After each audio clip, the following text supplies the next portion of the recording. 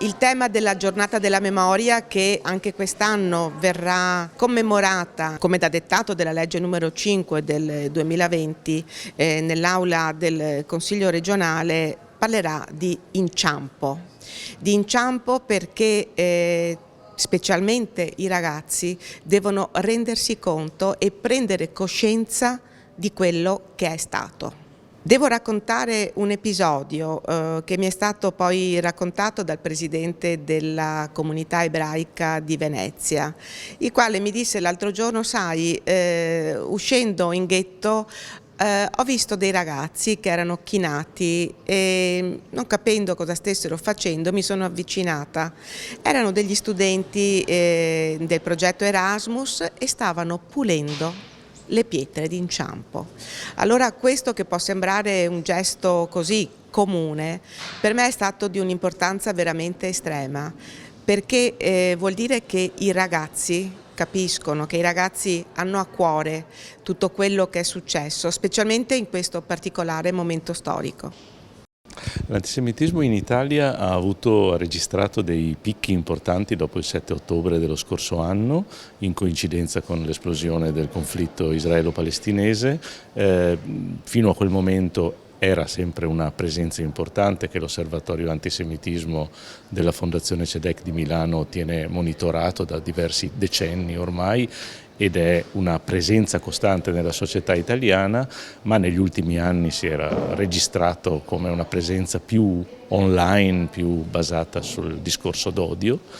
e dagli ultimi mesi purtroppo si è registrata un'impennata di azioni di antisemitismo fisico, con minacce, con lettere, con scritte, con tentativi di incendio e quant'altro, che mettono in crisi la piccola comunità ebraica italiana, che ne soffre molto, i singoli ebrei che abitano questo paese, e però mette in crisi in realtà la tenuta della democrazia e del tessuto democratico di questo paese. Le parole della senatrice Segre, che sono di sconforto, come tutti i testimoni che tendono a sentire così un disagio, un dolore per il riproporsi di avvenimenti che speravano cancellati, naturalmente è da guardare con rispetto. No, in realtà si è consolidata una base culturale importante, una grande conoscenza degli avvenimenti legati alla persecuzione degli ebrei, alla deportazione durante la Seconda Guerra Mondiale, e accanto a questo cresce molto un discorso di distorsione di quelle dinamiche, con un utilizzo di terminologie, penso alla parola genocidio, o di simboli nella propaganda antisemita, antiebraica, che sono un nuovo campo di azione contro cui mettere in atto delle politiche di contrasto. Educazione, educazione, educazione, lavorare tanto con le scuole, con la formazione degli insegnanti. Le generazioni si susseguono l'una presso all'altra, è un continuo lavoro culturale, anche di ricerca di nuove fonti, di lavoro sulla storia, per evitare che la storia venga utilizzata a fini politici, ma venga invece conosciuta per quello che è stato. Le pietre d'inciampo sono uno strumento potentissimo, nuovo, relativamente nuovo, sono nate a metà degli anni 90 in Germania. In Italia dal 2010 Roma ha cominciato a posarle, ma sono uno strumento fondamentale perché avvicinano molto di più la comunità, i cittadini, i ragazzi, gli studenti alle vicende della persecuzione ebraica e delle persecuzioni più in generale, perché restituiscono la quotidianità del luogo. Qui abitava, la casa è uno dei beni più preziosi di tutti noi, e quindi sapere che queste persone sono state strappate dai loro luoghi è una leva che molti giovani, vediamo, perché le scuole hanno risposto in maniera molto positiva a queste cerimonie, si avvicinano. Quindi creiamo anche uno strumento antiretorico, antirituale,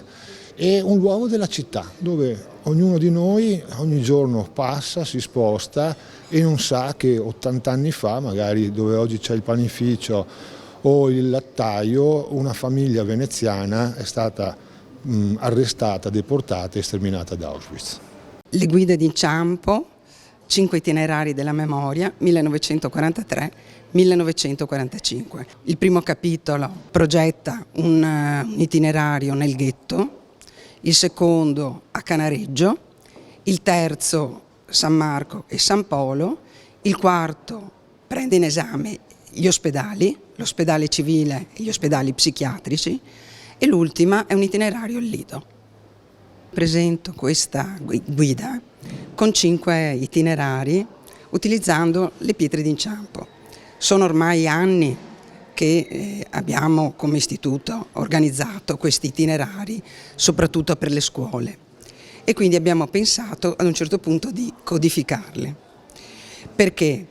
Per dare anche la possibilità alle scuole stesse, perché io guardo soprattutto al piano didattico, di costruire poi un'attività didattica utilizzando la guida, che dà tutte le informazioni sia per quanto riguarda la deportazione, come è avvenuta a Venezia, deportazione razziale, politica, militare, e dà anche racconta delle storie di queste persone che sono state deportate, perché questo è molto importante. Noi non dobbiamo ricordare queste persone da morte, ma dobbiamo anche ricordare quello che hanno dato nella loro vita. Il giorno della memoria è un giorno molto importante perché ricordiamo un evento storico accaduto tempo fa, che è importante da non dimenticare perché potrebbe ricadere quotidianamente anche nei giorni d'oggi, e come dice Levi è importante per non dimenticare mai. Abbiamo parlato della giornata della memoria soprattutto a scuola con eventi e lezioni spiegate dai professori, e comunque per un ragazzo della mia età lontano da questi eventi è molto importante secondo me ricordare, e con la speranza che non accada mai più un evento tragico del genere.